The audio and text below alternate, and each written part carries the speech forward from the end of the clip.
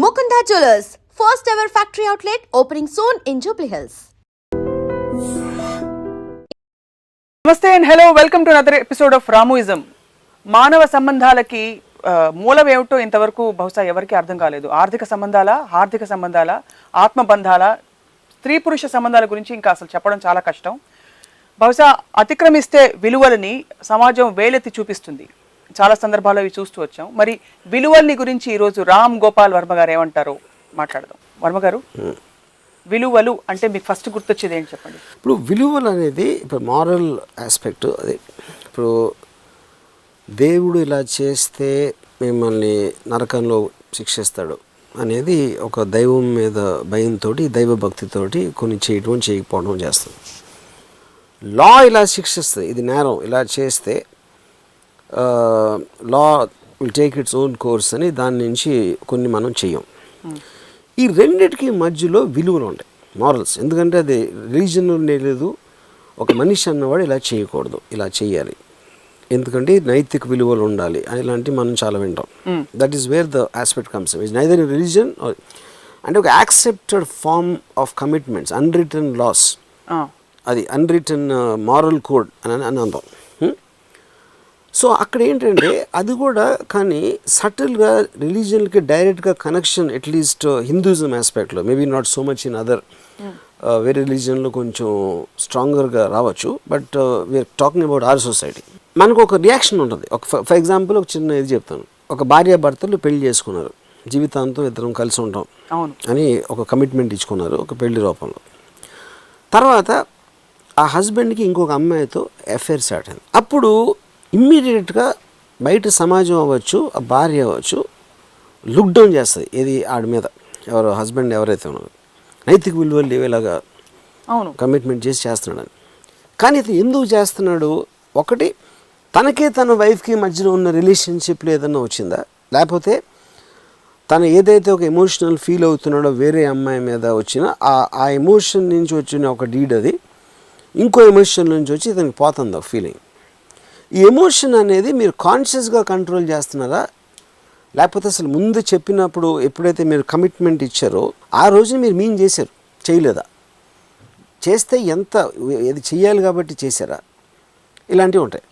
So ఇప్పుడు నాకు తెలిసి ఒక పర్టికులర్ నా ఫ్రెండ్ ఒకడు పెళ్లి చేసుకున్నాడు. పెళ్లి చేసుకున్న తర్వాత 1 yearకో 2 yearsకో ఇంకొక అమ్మాయిని కలిసాడు. నా లైఫ్లో ఇలాంటి అమ్మాయి మళ్ళీ నాకు దొరకదు, మిగతా నేను గడిపే 50 ఏళ్ళలో ఈ అమ్మాయితో ఉంటే నేను చాలా ఆనందంగా ఉంటాను, నేను ఆల్రెడీ పెళ్లి చేసుకున్న అమ్మాయితో నేను ఉండను అని ఒక థాట్ వచ్చిందండి. అప్పుడు మీరు కేవలం ఒక కమిట్మెంట్ ఇచ్చారు, ఆ విలువలకి కట్టుబడి మీరు మిగతా 50 ఏళ్ళు ఒక డిస్ఇంట్రెస్టో లేకపోతే ఒక రకమైన ఇరిటేషన్తో, పెయిన్తో గడపాలా, లేకపోతే దాన్ని వదిలేసి ఇక్కడ వెళ్ళాలా అనేది ఒక మారల్ ఇది. దీని మధ్యన మోస్ట్ ఆఫ్ రిలేషన్షిప్స్ ఉంటాయి, విచ్ గో రాంగ్ నేను చెప్పేది. కానీ విలువలు అనేది సోషల్గా మనకి ఎందుకు వచ్చింది? హస్బెండ్ వైఫ్ కలిసి ఉండే వాళ్ళు పిల్లల్ని అంటారు, వాళ్ళిద్దరూ పిల్లల్ని చూసుకుంటారు బాగా, ఆ పిల్లలు పెరిగి పెద్ద అవుతారు, అది సోషల్ ఆస్పెక్ట్లో మనకు ఉపయోగపడుతుంది. కానీ that you're doing at the expense of sacrificing your emotions. So ఏదన్నా విలువ మీ ఎమోషన్ని సాక్రిఫైస్ చేసే విధంగా ఉంటే దానికి వ్యాలిడిటీ లేదనేది నా ఫీలింగ్. ఎందుకంటే మీరు బతికేది, మీరు ఒక స్టేట్ ఆఫ్ హ్యాపీనెస్ని ఫీల్ ఎంజాయ్ చేయలేకపోతే అది there is no point in living. అప్పుడు మీరు ఒక ఇచ్చిన కమిట్మెంట్ కోసం, సోషల్ ఆబ్లిగేషన్, ఎవరో ఏదో అనుకుంటారని దానికోసం విలువలు కట్టుబడి ఉండడానికి మీకు వచ్చినప్పుడు విలువలు అవసరం లేదు, ఎందుకంటే మీరు ఎలాగో ఫీల్ అయ్యి చేస్తున్నారు అది. సో విలువలు అనేవి బయట నుంచి మీరు ఫీల్ అవుతున్నది కట్టిపాడేయటానికి వచ్చే ఆస్పెక్ట్ అది. అప్పుడు వాటిని అర్థం ఎందుకు వచ్చినాయి అనేది మీరు అర్థం చేసుకున్నప్పుడు దాన్ని మీరు అంటే ఒక గిల్ట్ని ఇండ్యూస్ చేస్తాయి. మీకు మారల్లెస్ ఫెలో అంటారు కదా, మారల్లెస్ ఫెలో అంటే ఏంటి, ఆడ కట్టుబాట్లు ఉండవు. కానీ బయట వాడికి వాడి ఎమోషన్ లేదు, వాడు బయట నుంచి వస్తున్నాడు. ఉదాహరణకి ఐన్ ర్యాండ్ 54 ఏళ్ళు ఆవిడకు ఉన్నప్పుడు she fell in love with a 27-year-old disciple of ours, Nathaniel Bendenan. She developed an emotion for him. తను కూడా ఫీల్ అయ్యాడు.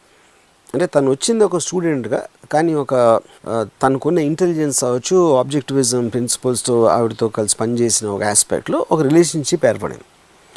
అప్పుడు ఎయిన్ ర్యాండ్ తన హస్బెండ్ 56-year-old ఫ్రాంకో కానర్ని పిలిచి, నేషనల్ బ్రాండన్ వైఫ్ 23-year-old అమ్మాయి, ఆ అమ్మాయిని పిలిచి నలుగురు కూర్చుని ఎయిన్ ర్యాండ్ నేను నాథ్లిన్ ఎందుకు అఫేర్ ఉండాలి అని తను ఒక లాజిక్ చెప్పింది. What is the logic? Logic is nothing but how did she explain అసలు? దట్ ఈస్ అంటే ఇలాంటి ఎపిసోడ్లు చెప్పడం కష్టం, but the basic point is నా ఫీలింగు, నాకు ఒక ఫీలింగ్ వచ్చింది తన మీద, తనకు ఒక ఫీలింగ్. నేను నా husband Frank Connor is a companion aspect. నా జీవితంలో ఒక వెలితి ఇతను నాకు పూర్తి చేస్తున్నాడు. ఆ వెలితిని నేను పూర్తి చేయకుండా దాన్ని ఎంటీగా ఉంచుకుంటే నా జీవితానికి అర్థం లేదు. అలాగే నా లోపల వెలితి ఉందని నేను చెప్పకపోవడం కూడా కరెక్ట్ కాదు. సో నేను వెనకాల నుంచి ఎఫ్ఐఆర్ చేయట్లా, ఎవరికి తెలియకుండా. నాకు ఎఫ్ఐఆర్ ఎందుకు అవసరం అనేది నేను ఈ రీజన్స్ చెప్తున్నా. ఈ రీజన్స్ ఎందుకు కరెక్ట్ కాదో నాకు మీరు చెప్పండి అని బార్బరాని ఫ్రాంకో కానర్ని అడిగితే వాళ్ళు చెప్పలేకపోయారు. ఎందుకు? వాళ్ళకి ఎయిన్ ర్యాండ్ అంత ఐక్యూ లెవెల్ లేక, లేకపోతే ఇంటెలిజెన్సా లేక, కానీ వాళ్ళు వీళ్ళిద్దరికి టైం ఇచ్చారు. అప్పుడు తన ఇంట్లో ఉంది, నేషనల్ బ్రాండ్ ఇచ్చాడు ఇంటికి. ఫ్రాంకో కానర్ బార్బరా ఇద్దరికి స్పేస్ ఇవ్వడానికి వాళ్ళు బయటికి వెళ్ళి పార్క్లో ఇక్కడ తిరిగి 1 గంట 2 గంటలు లేక వచ్చేవారు. అది బయట నుంచి అంటే అసలు మనకి గగురు పొడుస్తుంది. ఎందుకంటే అలా విలువలని మనం ఎంత కట్టి పాడేస్తాయంటే ఏమాత్రం దాన్ని బయటకు వచ్చినా ఏంటి సిగ్గులేదా దానికి 54 ఏళ్ళు 27 ఏళ్ళ దాన్ని మించి మనం ఆలోచించలేం. కాబట్టి అక్కడ అయిపోతాం మనం. లార్జర్ పిక్చర్లో మనం ఏం చూడడం, ఎందుకంటే మనకు అంత ఇది లేదు. కాబట్టి ఎయిన్ ర్యాండ్ నా జీవితంలో ఈ వెలితి ఉంది, ఈ వెలితి నేను ఫీల్ అవుతున్నా, ఆ వెలితి తను పూర్తి చేయడానికి మీ ఇద్దరు ఒక కన్సెంటింగ్ 2 adultsలో కన్సెంటింగ్ చేసి వాళ్ళిద్దరి మధ్య దాని మూలాన ఎఫెక్ట్ అయ్యేవాళ్ళు ఎవరు? ఫ్రాంకో కానర్ వాళ్ళకి రీజన్స్ ఇచ్చింది. ఆ రీజన్స్ వాళ్ళు కౌంటర్ చేయలేక వాళ్ళు యాక్సెప్ట్ చేశారు. కానీ యాక్సెప్ట్ చేసినప్పుడు వాళ్ళు నిజంగా దాన్ని యాక్సెప్ట్ చేశారా, అర్థం చేసుకుని చేశారా, లేకపోతే ఎయిన్ ర్యాండ్కి ఉన్న పొజిషను వాళ్ళు తిరిగి చెప్పలేరు కాబట్టి యాక్సెప్ట్ చేశారా, ఇవన్నీ రకరకాలు. ఎందుకంటే చాలాసార్లు ఎంత ఇంటెలిజెంట్ మనిషి అయినా తనకి బాగా దగ్గర ఉన్నవాళ్ళు వినరు అన్నమాట, అది అర్థం చేసుకోరు. ఎందుకంటే వాళ్ళ ఎమోషన్స్ డామినేట్ చేస్తాయి. సో అప్పుడు ఎప్పుడైతే ఈ ఎఫ్ఐఆర్ స్టార్ట్ అయ్యి కొన్ని రోజుల తర్వాత వాట్ ఎవర్ హ్యాపెండ్ అది అవ్వలేదో, అప్పుడు they also started talking very ordinarily about ఎయిన్ rand, ఎవరెవరైతే ఇన్వాల్వ్, నాథ్నియల్ కానీ బార్బరా కానీ. ఎందుకంటే అప్పుడు ఆ ఇంటెలిజెన్స్ ఆస్పెక్ట్ తీసేసి మళ్ళీ moral, how can she do that అనేది మారల్ ఆస్పెక్ట్. అవును, why did she do that అనేది ఇంటెలిజెన్స్ ఆస్పెక్ట్. అది బయట అదే అంటున్నాను.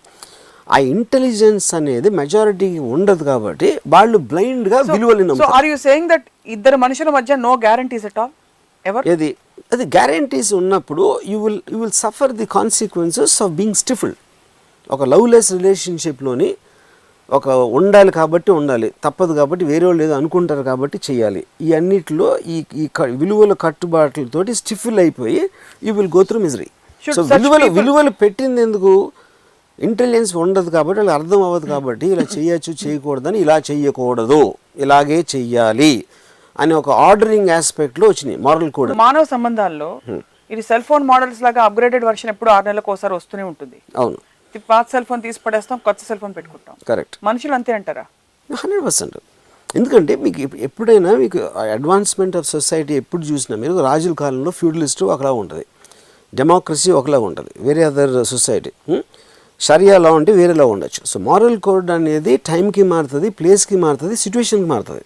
దాని తర్వాత మారల్ అనేది ఎందుకు వచ్చింది? ఇందాక చెప్పినట్టు అది రిలీజన్లో పెట్టలేం, లీగల్లో పెట్టలేం. అది కేవలం మీ మనస్సులో మీకు గిల్ట్ క్రియేట్ చేయడం. దేవుడు అయితే నరకం ఇస్తాడు, లా అయితే జైల్లో పెడతాడు. So what are the repercussions? మారాలిటీకి ఉన్న ఒకే ఇదేంటంటే మీలో గిల్ట్ ఫీల్ చేయడం. అది వాట్ ఆర్ ద రిపర్కషన్స్? దీని పర్యవసానాలు ఏమిటి? ఒక మనిషి ఇంకో మనిషి స్వేచ్ఛగా నువ్వు ఎక్కడ పడితే అక్కడికి వెళ్ళు, నీ ఇష్టం, ఎవరితో పడితే వాళ్ళతో అఫేర్ పెట్టుకో అని భార్య గనక పెద్ద మనసుతో చెప్తే దాని పర్యవసానాలు ఏమవుతుందంటారు? నేను రివర్స్ క్వశ్చన్ వేస్తాను, అలా చేయకపోతే ఏమవుతుంది ఇప్పుడు సొసైటీలో? నా పాయింట్ ఇవి ఒక సింపుల్ థింగ్ చెప్తాను. నేను నా ఫ్రెండ్ ఒకడు పెళ్లి చేసుకున్నాడు. 2 years 3 years అయ్యాక ఎవరో ఇంకో అమ్మాయిని కలిసాడు. తన ఫీలింగు అసలు ఈ అమ్మాయిని నేను ముందు కలిసి ఉంటే ఈ అమ్మాయిని పెళ్లి చేసుకున్నాను, ఈ అమ్మాయితో నేను ఇంకా 50 ఏళ్ళు బతితే 50 ఏళ్ళు చాలా హ్యాపీగా ఉంటానని తన ఫీలింగ్. అప్పుడు is not having happiness with his wife, ఏదో ఒక రీజన్తో.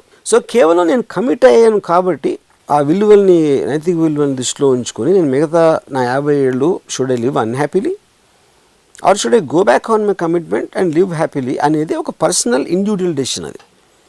అప్పుడు ఆ అమ్మాయి పరిస్థితి ఏంటి అంటారు అని నెక్స్ట్ క్వశ్చన్. బికాజ్ విలువలు అనేది మీరు ఒక అగ్రిమెంట్కి రీచ్ అయ్యారు. ఒక మారల్ కోడ్ అనేది మీకు అగ్రిమెంట్, ఇద్దరు మనుషుల మధ్య ఓకే ఇది చేద్దాం.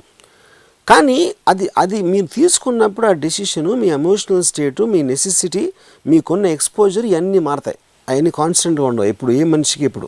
కానీ విలువలు ఫైనల్ ఒరిజినల్గా వచ్చింది ఎక్కడి నుంచి? ఇద్దరు మనుషుల మధ్యన రాల, సొసైటీ కోడ్ పెట్టింది అది. అదే సొసైటీ ముస్లిమ్స్లో నలుగురిని పెళ్లి చేసుకున్నా పర్లేదని చెప్పింది. ఆ మారల్ కోడ్ ఇక్కడ మనకు వర్తించాలి. సో ఈచ్ సొసైటీ దానికున్న అవసరం, దానికున్న రిలీజియస్ స్ట్రిక్చర్స్ బట్టి వచ్చింది. కానీ it is not coming from 2 individuals. అప్పుడు నేను ఒక అమ్మాయిని కలిసాను, నాకు పెళ్ళి వద్దు, ఐ డోంట్ వాంట్ కమిట్మెంట్, నేను ఉట్టి వారమే నీతో హ్యాపీగా ఉంటాను అని చెప్పాను అనుకోండి. అది నేను I'm creating a self moral code of a restriction. I'm not taking the social moral code. I only want to be in love with you for 1 week. ఇప్పుడు దీని గ్రేడేషన్ ఏంటి? ఒక టైంలో పెళ్ళి అయితే ఇద్దరే ఉండాలా, వాళ్ళిద్దరూ జీవితాంతం ఉండాలా. తర్వాత లివ్ ఇన్ రిలేషన్షిప్ అని వచ్చింది. ఇప్పుడు అమెరికాలో లేటెస్ట్గా వీకెండ్ రిలేషన్షిప్ అని వస్తుంది. ఎందుకంటే మొత్తం వారం అంతా నిన్నే చూస్తామంటే బోర్ పడుతుంది, ఉట్టి సాటర్డే సండే గడుపుతాం. That's called weekend relationships. అంటే ఇంకా ఉంది కనెక్షన్. అది ఇంకా ఫర్దర్ వెళ్ళి 1 hour అవ్వచ్చు. I don't know where it will reach. కానీ పాయింట్ ఏంటి, ఆ సొసైటీలో the decision of the moral code is being taken. ఆ ఇద్దరు ఇండివిజువల్స్ తీసుకుంటున్నారు. They are not letting the society impose a moral code. So there is no group consciousness, it's individual consciousness. A group can't decide what the point of a couple is. ఆ particular మగవాడు అమ్మాయి మధ్యన జరిగేది బయట వాళ్ళు group decide చేయడానికి, వాళ్ళిద్దరూ measure చేసుకుని వాళ్ళు ఒక మారల్ కోడ్ పెట్టుకోవడానికి ఉన్న తేడా. So that becomes independent freedom of that person. So where does this all lead? అంటే అందరూ ఇండివిడ్యువల్ గా వాళ్ళ డెసిషన్స్ తీసుకుంటూ పోతే, నేను రెడ్ లైట్ కాగను గ్రీన్ లైట్ కాగుతా, అది వేరు. That is an aspect of legal. అది ఎందుకంటే that is affecting the other outsiders. No way. ఎందుకంటే ఇది మీరు ఇద్దరు మనుషులు వాళ్ళ ఫీలింగ్స్ మీద డిపెండ్ అవుతుంది. That is not effecting a third person. Third person ఎందుకు ఎఫెక్ట్ అవుతున్నాడు? బికాజ్ ప్రోగ్రామ్ టు ఫీల్, అరే అంత పని చేశాడా అని వాడు ఒక రియాక్షన్. ఆడు ఫీల్ అవ్వడం ఏమవ్వడు. అది కేవలం ఎందుకంటే నేను ఒక ఎపిసోడ్లో చెప్పినట్టు ఈ కోపం ఇవన్నీ కూడా ఒక రైటియస్నెస్ నుంచి వస్తుంది. అది ఫీల్ ఎక్కడో ఏదో ఒక బేస్ లైన్ థ్రెడ్ అయితే నడవాలి కదా మనుషుల మధ్య. Some kind of a trust has to go on, right? If a man and a woman are not sure of how long they'll stand with each other, అదే చెప్తున్నా. See, without that thread a relationship cannot happen. అదే నేను చెప్పేది. కానీ that thread has to be created. ఆ ఉట్టి ఆ ఇద్దరు వ్యక్తులు, అంటే మన హస్బెండ్ అండ్ వైఫ్ గురించి మాట్లాడుతున్నాం కాబట్టి చెప్తున్నా, వాళ్ళిద్దరూ క్రియేట్ చేసిన కోడ్ అవ్వాలి. సో ఇవాళ నేను ఒక అమ్మాయితో నాకు నేను పెళ్లి చేసుకోను, నేను ప్రేమలో పడినా, ఉట్టి నాకు వారమే నాకు వండివి, అది నీ ఇష్టం. ఎస్ అంటావా నువ్వు అంటావా నీ ఇష్టం. లేకపోతే నేను చెయ్యను, నేను రోజుకి 10 నిమిషాలే నేను కలుస్తాను, అంతకని ఎక్కువ టైం నేను ఇవ్వను. ఇవన్నీ మీరు అది నా పర్సనాలిటీ. అది ఒక అమ్మాయిగా మీకు నచ్చకపోవచ్చు, వద్దు, no, okay, no, fine. So I'm creating my own moral code, but I'm being honest about that's what I'm right it, you know. కానీ మీరు ఆ రీజనింగ్ అంతా ఎన్నుకుండా, if you just see 54 27 women husband wife చెప్తుందంట అని అంటే ఊరి అమ్మ అదేంట్రా అనేది అదొక ప్రోగ్రామ్ రియాక్షన్. ఎందుకంటే మనం మారల్ ఆస్పెక్ట్లో చూస్తాం కాబట్టి. చాలా మంది సీక్రెట్ గా they go through what Ayn Rand has gone through of developing an attraction towards somebody. కొంతమంది బయటికి చెప్పను కూడా చెప్పరు, కొంతమంది మనసులో దాచుకుని అవి కంటిన్యూ అవుతారు, లేదు they will express it and వాళ్ళిద్దరి మధ్య సీక్రెట్ గా ఉండిపోతుంది. కరెక్ట్. మీరు అన్నవి ఏంటి? వాళ్ళందరూ బయటకు వచ్చి వాళ్ళ వైఫ్స్ ని, అమ్మ నాన్న అమ్మమ్మ అందరినీ కూర్చోపెట్టి మా ఇద్దరికి అఫేర్ ఉంది మీరు యాక్సెప్ట్ చేయండి అని చెప్పాలా? That is their call, whether they want to do it or not. Ayn Rand feel అవ్వచ్చు, ఇంకొకళ్ళు ఫీల్ అవ్వకపోవచ్చు. ఎందుకంటే ఇంకోటి ఏంటి, Ayn Randకి తనకి తెలిసిన బార్బరా, తనకి తెలిసిన తన హస్బెండ్ వాళ్ళు ఎంత అర్థం చేసుకుంటారు అని ఒక ఆవిడకున్న ఎక్స్పీరియన్స్ తోటి, ఆవిడకున్న అండర్స్టాండింగ్ తోటి, లేకపోతే ఆవిడకున్న పర్సనాలిటీతో ఉండొచ్చు. చెప్పాలి మెగలోమానియాకి ఏంటి దాంట్లో? To feel that you are supremely you are the only one. Not about supreme, I am talking reason and I am asking you, don't use words without knowing the meaning. See, అది కాదు, నేను decide చేయట్లా, నా reasons నేను ఇస్తున్నా. నా reasons ఇచ్చినప్పుడు ఆ రీజన్స్ మీరు ఒప్పుకోనప్పుడు మీరు కౌంటర్ రీజన్ ఇవ్వాలి. లేదు, I don't agree with you, I think this because అని నేను చెప్పా reasons. I don't agree with you because అని మీరు చెప్పారు. ఆటోక్రసీ ఏముంది? Frank O'Connor can come and say, I don't agree with you because when we got married we had the Christian vows or whatever, Correct. if they were Christian, Yeah. that is, that we will stand by each other through whatever. Correct. Yeah. అది ఇది. Or he can say that నువ్వు ఇది ముందే I have the possibility of having affairs అని నాకు disclaimer ఇవ్వలేదు కదా అని చెప్తే అది reasoning. That is what I'm saying. అప్పుడు అది క్రిస్టియానిటీ అంటే రిలీజియస్ ఆస్పెక్ట్ లోంచి వచ్చిన డిక్టమ్, అది లీగల్ ఆస్పెక్ట్ వచ్చిందా మారల్ అనేది గిల్ట్ తప్పిస్తే ఇంకేం లేదు. Moralities only objective is to make you feel guilty about what you're doing. Okay, అప్పుడు ఈ పర్టికులర్ కాంటెక్స్లో ఒకవేళ ఫ్రాంకో కానర్ నువ్వు అప్పుడు ఇచ్చావు కదండి, అప్పుడు ఇచ్చి నేను ఇప్పుడు ఫీల్ అవుతున్నాను, అప్పుడు నాకు ఆ పరిస్థితి లేదు. సో ఈ వెలితి మొలాన నాకు ఆ వెలితి తీర్చుకునే అవకాశం నాకు ఇస్తావా? ఇవ్వకపోతే అప్పుడు ఏం రాయండి వద్దు అయితే మనం వదిలేద్దాం అంటుందా? అది that is different chapter. What is the repercussion of that? Franco Connor ఒప్పుకున్నాడు కాబట్టి ఇట్ ఈస్ డిఫరెంట్. ఎందుకంటే ఫ్రాంకో కానర్కి తన ఆండ్రాయిడ్ మీద ఉన్న రెస్పెక్ట్ అవ్వచ్చు, లేకపోతే ఆర్గ్యూ చేసే కెపాసిటీ లేకపోవచ్చు, లేకపోతే వేరే ఏదైనా కారణం అవ్వచ్చు. So the point is truth and honesty does not necessarily relate to a moral social code. It can only be between two people. The real truth. Yeah, as the real truth. Truth Yeah. as we see it. Correct. అప్పుడు ఏంటి, ఇప్పుడు society అనేది ఎంత రిస్ట్రిక్షను, మీరు red light ఆకుండా వెళ్ళిపోతే accident ఇంకోటి దెబ్బ దొరుకుతుంది. యూనో అది it is a physical aspect of an unknown person random. But two people meeting and or a group of people on a close circuit meeting, they always can create their own moral code. ఇప్పుడు ఎలా అయితే red light cross చేసేసి వెళ్ళిపోయి accident ఇంకోళ్ళకి అవుతుందో, ఒక భార్య లేకపోతే ఒక భర్త ఇంకొక అమ్మాయితో ఏదో ఇలా అక్రమ సంబంధం అని మన సొసైటీలో చెప్పినట్టు పెట్టుకుని దానివల్ల ఈ భార్య డిప్రెషన్కి గురైపోయి సూసైడ్ చేసుకుంది అనుకోండి, అది యాక్సిడెంట్ అయినట్ట కానట్ట అంటే just for our understanding. Correct. That అక్కడ ఏంటంటే that happens all the time. ఇప్పుడు మీ పొద్దున్న లేస్తే పేపర్లో ఒక బిజినెస్ మ్యాన్ మధ్య రైవలరీ అవ్వచ్చు, క్రైమ్ అవ్వచ్చు, లేకపోతే ఇలా సూసైడ్ అవ్వచ్చు, లవర్స్ ఒప్పుకోవట్లేదు, పేరెంట్స్ పెళ్ళికని వాళ్ళు చచ్చిపోతూ ఉంటారు, ఇలా రకరకాలు జరుగుతూ ఉంటాయి. It will also happen in this kind of a case.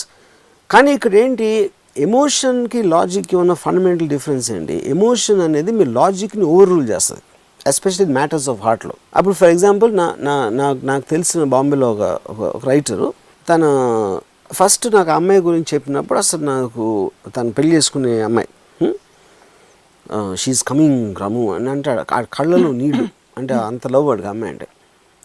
నేను జస్ట్ ఒక 3 weeks 4 weeks ఇది అయిన తర్వాత ఒక యాక్ట్రెస్ని నేను ఇంట్రడ్యూస్ చేసి తనకి డైలాగ్ డిక్షన్ అని నేర్పించు అని చెప్పాను. అది తర్వాత ఒక 1 month నాకు ఎవరో యాక్ట్రెస్ ఈ రైటర్కి అఫేర్ ఉంది అని చెప్పాడు నాకు ఎవడో, తన వైఫ్ని వదిలేస్తున్నాడు అని చెప్పాడు. సో ఆ వైఫ్ కూడా నాకు తెలుసు. సో నేను అడిగాను, ఏంటి నీకు తనకి ఏంటి ప్రాబ్లం వైఫ్ అని. నువ్వు రమ్మ, నేను అసలు తనంటే నాకు ఫీలింగ్ పోయింది అన్నాడు. ఫీలింగ్ పోయింది అనేది వినటానికి చాలా క్రూరంగా అనిపిస్తుంది, నాకు అనిపించింది. కానీ అది వాడి ఫీలింగ్, నీకు ఫీలింగ్ పోకూడదు. అదేంటి నీ ఫీలింగ్ ఎలా పోతుందిరా, నువ్వు పెళ్లి చేసుకున్నావు, కమిట్మెంట్ ఇచ్చావు అంటే దాని మీనింగ్ లేదు. ఎందుకంటే కమిట్మెంట్ అనేది physical aspect coming from A moral code. కానీ పొద్దున్న లేచి నాకు తన్ని చూసినా నాకు ఫీలింగ్ రావట్లేదు, లేకపోతే నాకు ఇరిటేషన్ వస్తుంది, లేకపోతే నాకు ఇంకోటి ఏదో వస్తుంది, ఆ ఫీలింగ్ని మీరు బయటికి తీయలేరు. అది ఉంది, మనసులో ఉంది. This nothing you can do or anybody out side can do. So కేవలం ఫిజికల్గా ఉండాలి కమిట్మెంట్ మూలాన అని మొత్తం జీవితం అంతా నరకం అనిపించడం అనేది అది ఎలా కరెక్ట్? అది ఏ విధంగా తక్కువ దీనికన్నా? ఇందాక మీరు చెప్పే ఒక ఎక్స్ట్రీమ్ ఎక్స్టెన్షన్, ఎవరో సూసైడ్ చేసుకున్నారా లేకపోతే ఏదో అయిందా అనేది, all of them eventual human problems. కానీ ఎప్పుడైతే ఎవరైతే అమ్మాయి సూసైడ్ చేసుకుంటుందో ఆ అమ్మాయికి ఫస్ట్ నుంచి మారల్ కోడ్ అనేది ఇలాంటి ఆస్పెక్ట్స్లో వస్తుందని ఎడ్యుకేట్ చేసినప్పుడు ఈ విధాలుగా రాంగ్ అవ్వటానికి ఛాన్స్ ఉంది. జస్ట్ కమిట్మెంట్ ఇచ్చాడు కాబట్టి జీవితాంతం ఉండాల్సిన అవసరం లేదు, ఇలాంటి అన్నీ కూడా ఎడ్యుకేషనల్ ఆస్పెక్ట్లో వస్తే they won't take moral seriously. కానీ మొరాలిటీ కోడ్ అనేది ఉండాలి. That is what. Red light ఇస్తే ఎందుకు ఆగాలంటే నువ్వు వెళ్తే రెండు వాడికి తెలియదు కాబట్టి వాడు వచ్చి గుద్దేస్తాడు. అలాంటప్పుడు రోడ్లు ఉండవు, రోడ్లు లేకపోతే ఎవరు ఎక్కడికి వెళ్ళలేరు అని చెప్పి రెడ్ లైట్ గురించి చెప్పడానికి, రెడ్ లైట్ పెడితే ఆగు, గ్రీన్ లైట్ పెడితే వెళ్ళు, అంత సింప్లిఫైడ్ చేయకూడదు. బాబు ఇలాగ నువ్వు ఈ అమ్మాయితో పెళ్లి చేసుకున్నావు, ఆ అమ్మాయితోనే ఉండాలి లైఫ్ లాంగ్.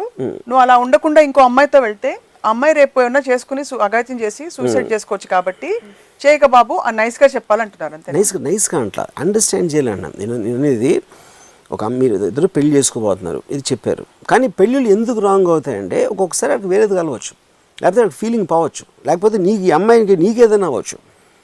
లేకపోతే ఇలాంటి అన్ని ఆస్పెక్ట్స్ చెప్పి ఆ మారల్ కోడ్ పెట్టిన దానికి అసలు మీనింగ్ ఏంటి, దాని మూలాన వచ్చిన అడ్వాంటేజ్ ఏంటి, what are the of things which can happen irrespective of that.